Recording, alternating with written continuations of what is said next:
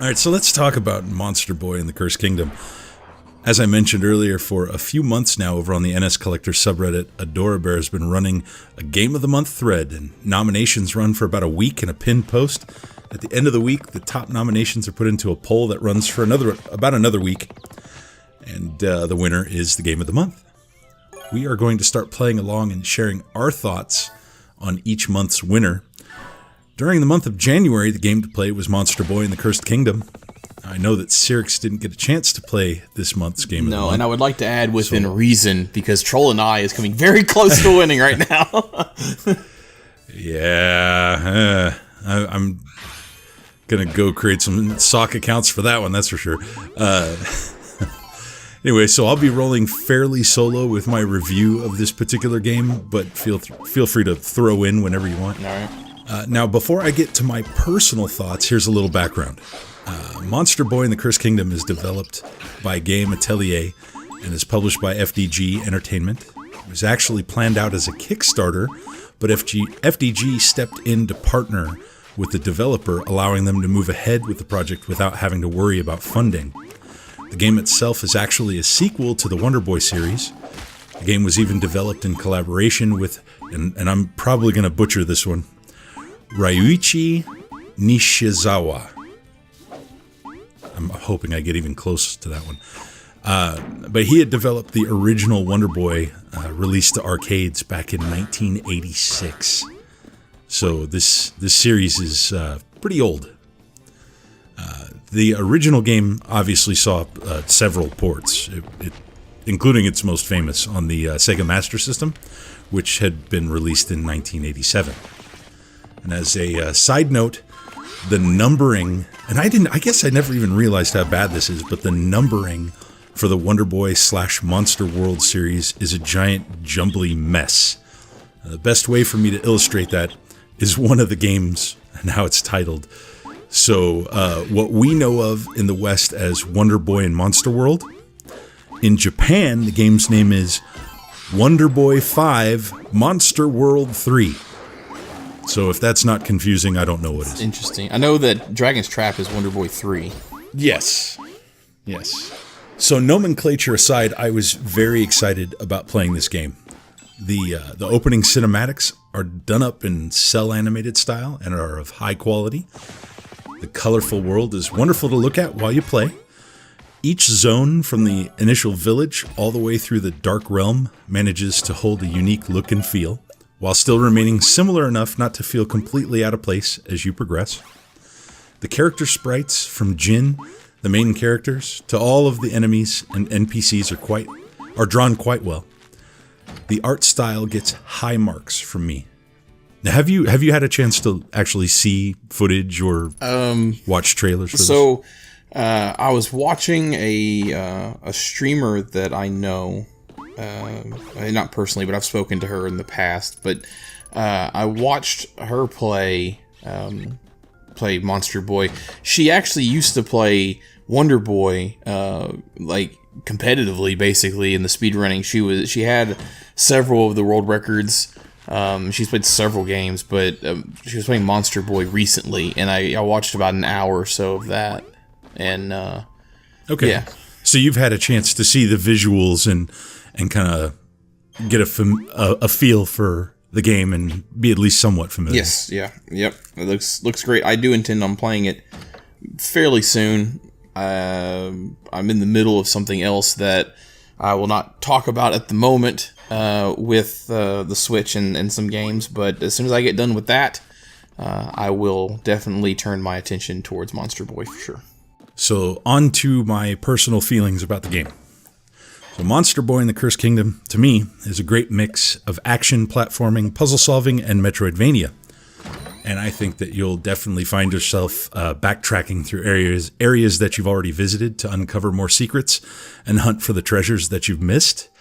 There are plenty of chests hidden throughout the game to keep you occupied. One of the best aspects of the game is absolutely central to the story. As you work your way through each zone and defeat each boss, you acquire the mystical animal orbs that one of the main antagonists, Mysticat, seeks for himself.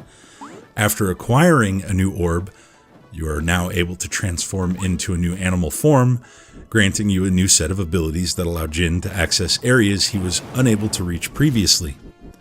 So from pig to snake to dragon, each ability has something to bring as you uncover more of the secrets and collect more treasure. It is by far one of my favorite aspects of the game, especially considering that through a majority of the game, you are not hindered in what form you are allowed to take. If you've unlocked it, it's yours to use. Now, you and I have both played plenty of games throughout our life, and you know how that can be at times where when you progress through something and they grant you something, in some cases, in many games, you have a large set of limitations around that. And this game really doesn't do that very much. It does do it. There are times. But in general, you're free to flip around between the various forms, which is really nice. I know that in the speed run, the frog seemed to be what was used most of the time. The frog has a lot of advantages and can definitely move really fast, especially with water. Yeah, and well, I take that back. Until they got the lion. Once they got the lion, that's what because the lion like run over water. Yeah, the lion has some really cool abilities, including that dash, which you can run across water. Now, I do have two areas specific within the game where I want to bring a little bit of criticism, but I would say right now that neither of these is enough to make me fail to recommend the game. The first is the game's soundtrack. Now, while I will say that the included tracks are musically very nice and each one fits the zone they're in, there is not nearly enough variety in the music for when you're revisiting areas later in the game. I wish that each zone had more than one track, and then it would have been a much better experience in that department. So, high marks for the music itself, but it's just far too repetitive over the length of the gameplay. The second area is that there are a few chests and one really big secret in the game that would honestly and very truly be nearly impossible for anyone at all to find without some sort of help from either online or some other resource. And it would have really been nice if there would have been at least some minor clues for those particular things. And that biggest secret, that one area, is something that any fans of the classic Wonder Boy or Monster World would really love, and it's a bit of a shame that it's not just a little bit more apparent what to do to get to that. And I could easily see a lot of people giving up and not bothering, or not even knowing that it ever exists, which is sad. But I will tell you right now, even with those two criticisms, Monster Boy and the Cursed Kingdom is an extremely solid game, and I would recommend it for most people. So there you go. There you have it. Well, I am glad that you enjoyed the game of the month. So, yeah. No, I'm glad you enjoyed the game of the month. I do intend on checking it out.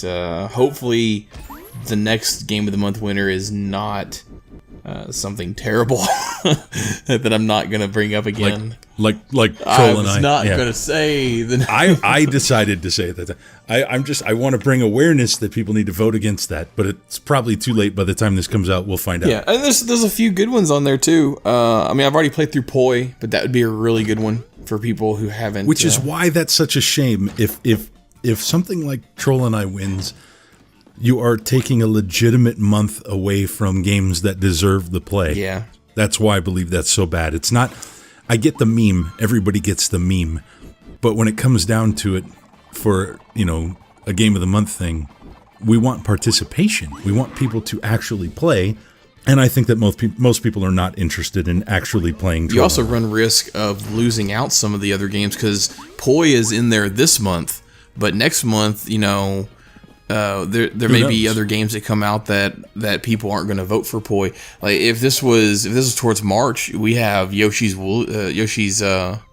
next game coming out, the Yoshi games coming out. So we're going to have people. Yoshi's Crafted World. If this is closer towards the end of March, we have Yoshi's Crafted World coming out. So chances are that's probably going to be at least sometime in the first couple months. It's going to be on the list. And that means that a game like Poi is probably not going to get the votes it needs to be on the list. So if Troll and I wins, you could be robbing people of some enjoyment just for the memes.